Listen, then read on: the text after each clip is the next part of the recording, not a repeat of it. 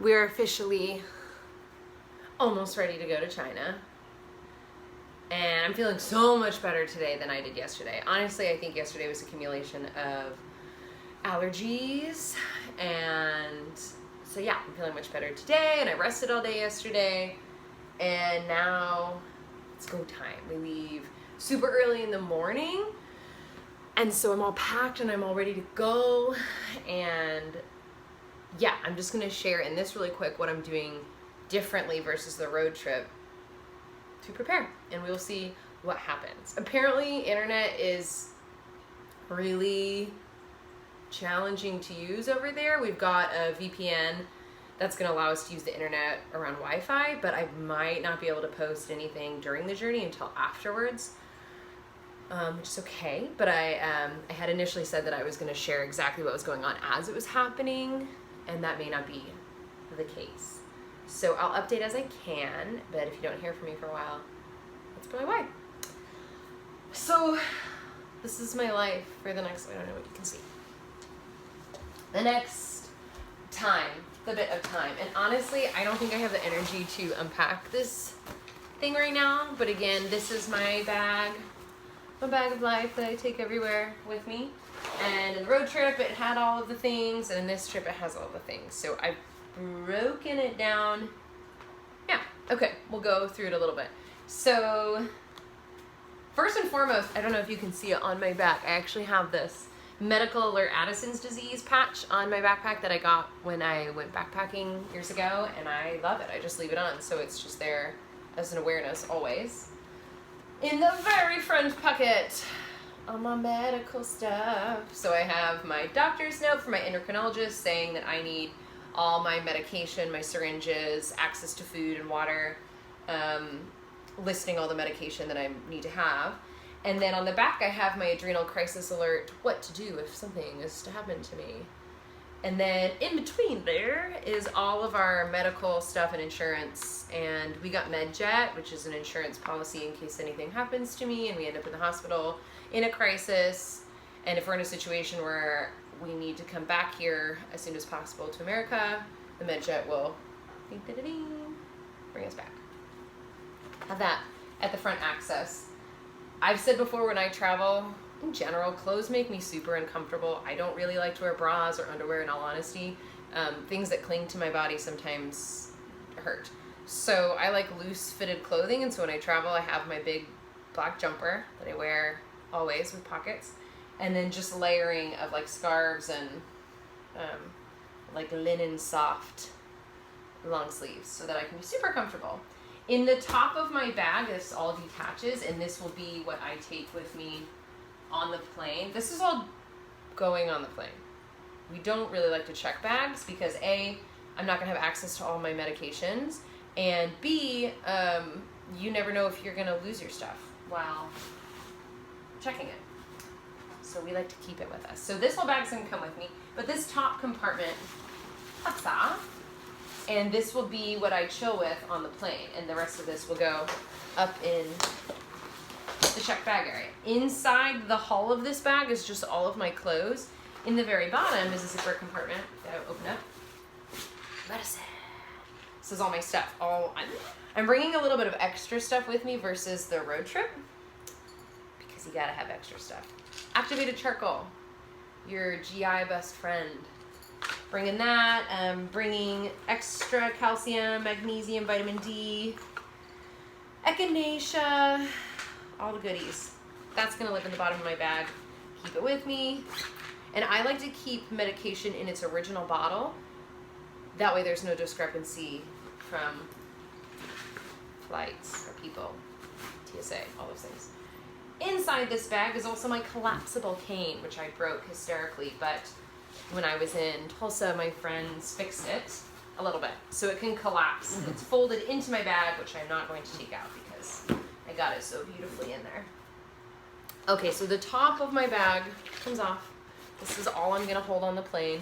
I'll throw in a couple snacks, which we'll talk about in a minute. But with me on hand, I'm gonna have a new bottle of steroids, all the melatonin, soundproof headphones, my blue glasses for calming, helping desensitize. And I always bring these when I travel, but extra, especially for China, because air quality's may not going to be the best in all of the places. So this is pretty much what I'm going to look like, sans hat, this entire week. And then I like to knit, so I'm gonna make stuff while I travel. And then I've just got all my headphone-y things and electrical plugs. That's gonna be my little carry-on bag that I'll hold with me. Okay, inside the bag is a whole nother backpack. I have 2 bags of food. And as far as I know, manifesting this as well, everything that we have read, everything that we have heard, you can bring packaged food into China. Hopefully that's the case, because that's all I have, and that's all I'm going to eat. So this backpack is going to go with me on the plane as well. It's in a separate bag because all flying, when you travel, they make you take food out now. So it needs to be in a separate bag. So this is all my dry food. I made a post on my Instagram. You can head over and check it out, see Sprite Yogi, of what all my food is, a picture of all of it. It kind of looks hysterical.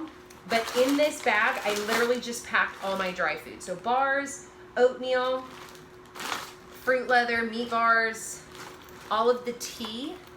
This is going to be with me in my backpack, my big backpack that's going to be carry-on. I am checking a whole nother bag. This is the only thing we're checking, and it is literally just food. It is all of my liquid foods. It is all of these like tuna pouches and olive pouches for the salt magic, and all of these fun little baby foods, which are basically like smoothies on the go. Yeah, so all of this and soup, which I cannot bring on the plane, so we're gonna check that and manifest that it makes it to the other side. So that's the only thing that we're checking of the foods that will fuel me while we are there. But this bag, when we get to the airport after we go through, I'm gonna take out like a handful of snackies and put it in this guy, so that way I have easy access to snacks, because we have 2 flights, but the last one is like a 14-hour flight, which is going to be hysterical, is where I'm feeling now. Yesterday I was feeling terrified about it.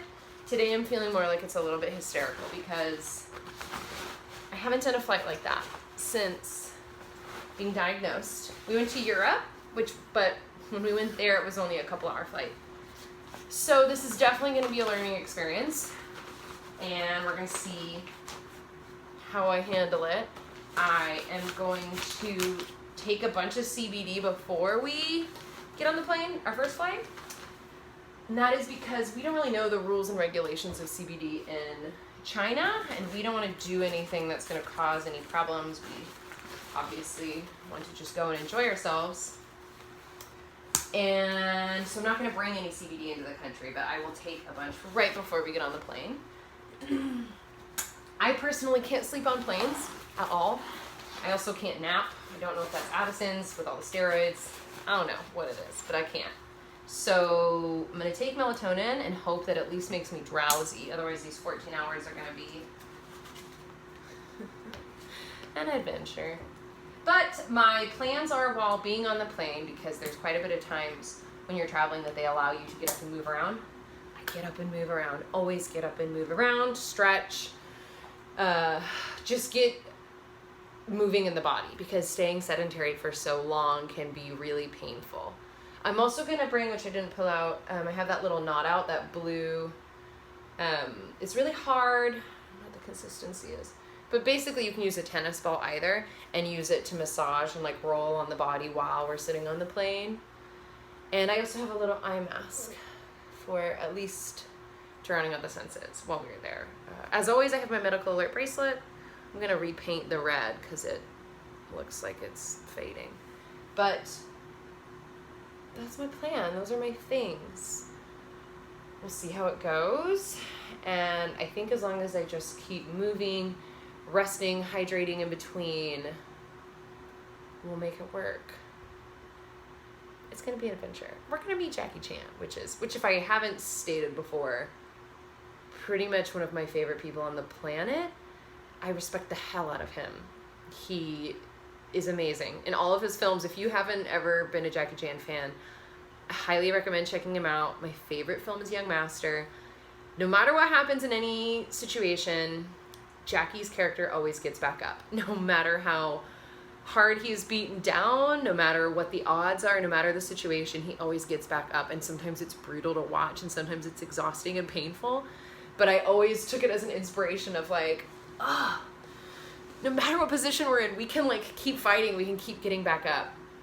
I feel like he's a Spoonie mascot and I love him and he's amazing. And he does all of his own stunts and writes his own music. I could go on Jackie Chan forever. Jackie Chan. Right there. Love him. Okay. Let the adventure begin. I will update as possible. You can follow on the Instagram if I'm able to use the internet. If not, then I'll just see y'all on the other side. And as always, thanks for being here, witnessing my hilarious journey. Light and love and spoons to all of you. And thank you for your time and energy. And I hope you have a wonderful day.